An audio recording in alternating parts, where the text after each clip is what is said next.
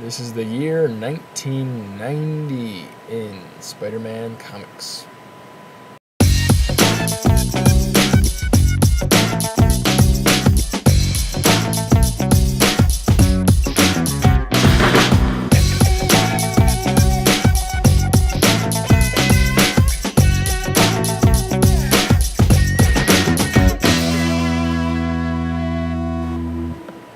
Alright, last year left off with Spidey acquired the Unipower, and all the villains were doing this thing called the Acts of Vengeance, where they try to kill each other's enemies. So, Fantastic Four villains were fighting Daredevil villains and all this crazy stuff. And Spider-Man was caught in the middle with the Unipowers. And it concludes this year with Spider-Man doing some awesome things. He shoots energy out of his eyes and nearly kills Goliath. Obviously defeats him. And Spider-Man also punches the Hawk into outer space. And he destroys a few bridges while fighting a giant robot. And he fights Dragon Man. And it's all pretty awesome.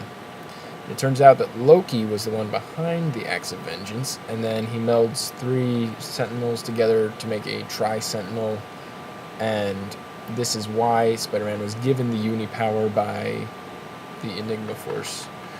So he turns the Tri-Sentinel into dust, and then the Unipower leaves him. So there's that. Flash starts dating Felicia Hardy, aka the Black Cat, and the Black Cat is trying to get back at Spider-Man for marrying Mary Jane.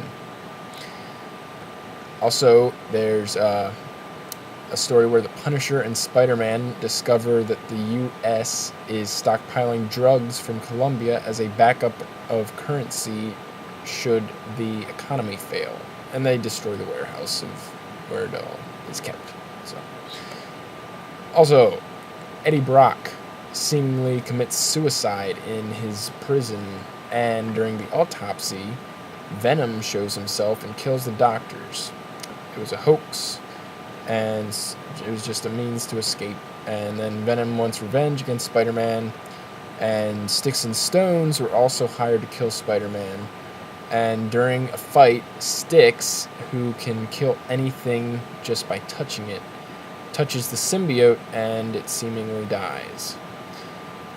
So we'll see what happens with that. Spider-Man also knocks out everybody and sends them all to jail. And the Molten Man comes back, but now he's trying to live a non-criminal life and starts working in Harry's factory. Betty Leeds gets over her fear of Spider-Man and realizes she needs to accept her real fear of being alone. Joe Robertson is pardoned by the president and released from jail. So there you go. He also has a falling out with Peter because of a faked photo where he's posing as Spider-Man for pictures. And yeah, Jonathan Caesar is released from jail and continues to hassle MJ, and eventually he is shot by another crazed fan of MJ.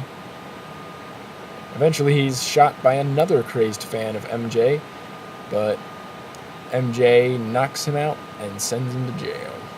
Also, the Hobgoblin frees Carrion while he's being transported to jail, and they kidnap Spider-Man.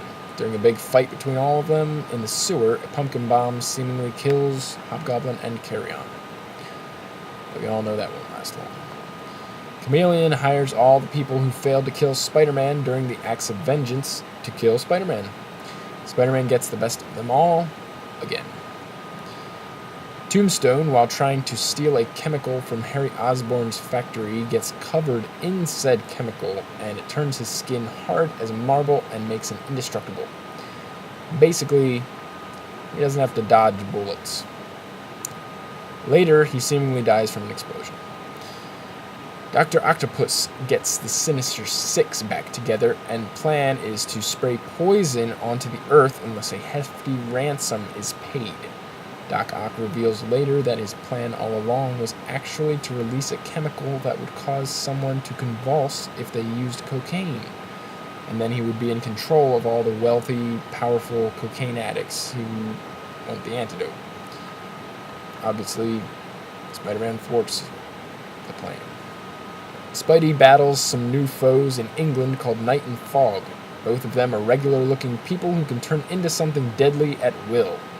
Night can turn into a knight, basically, and he creates a suit of adamantium armor and has a big sword and stuff. It just, yeah. And then Fog can turn into a ghostly mist.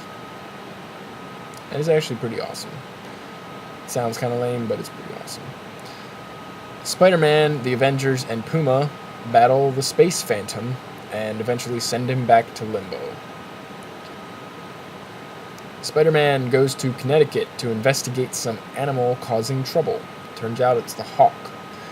And through some scientist's device, Hawk's power is temporarily given to Spider-Man, and Spidey turns into Spider-Hawk for a while. Hawk. Spider-Man #1. This is the first issue of this new series called Just Spider-Man. And all 5 issues of this year were one contained story, and it was about Kraven's girlfriend trying to get revenge against Spider-Man and using the Lizard to help her. Spider-Man ends up defeating them both. And Todd McFarlane did the story and the artwork himself on all these issues. It's 5 issues. It was very reminiscent of the Kraven's Last Hunt story, which he was the artist on. So, makes sense. Let's get on. The annuals were about Spider-Man getting shrunk to subatomic proportions by Psycho Man, but he ends up defeating Psycho Man and grows back to normal size. And then there's also a lot of neat little stories about side characters like Prowler and Sandman and Rocket Racer and a bunch of others. It's pretty cool. They're good. And all 3 publications ended this year with stories that had cliffhangers. So it's kind of hard to put them in order. So to have to wait till next year. In the Spectacular Spider-Man finale of this year, Puma and Spider-Man decide to fight to the death to finally settle the debt of honor Puma thinks that he owes Spider-Man. So, looking forward to that. Web of Spider-Man has Dominic Fortune, Silver Sable, and Spider-Man hunting a Nazi war criminal named Simon Steele. But Steele locks them in his mansion and blows it up as him, his wife, and his daughter get away. In Amazing Spider-Man, Spider-Man submits to tests by a scientist, and the tests accidentally take away his powers for a minute. He later decides to have his powers taken away permanently by the machine, and does so. The scientist is indeed evil, and sends bad guy after bad guy to kill Spider-Man while he's weak. Spider-Man figures out that the scientist was behind it. So, there's a pretty good year. Lots of good stuff happened. I wouldn't say it's as good as last year, but it was definitely good. Really good. Yeah. Overall, one of the most solid years ever. I imagine, early 90s here is going to be a lot of solid years. Very little, weakness. So, yeah. I'm really digging these stories. They're good. So, yeah. I will see you in 1991 then.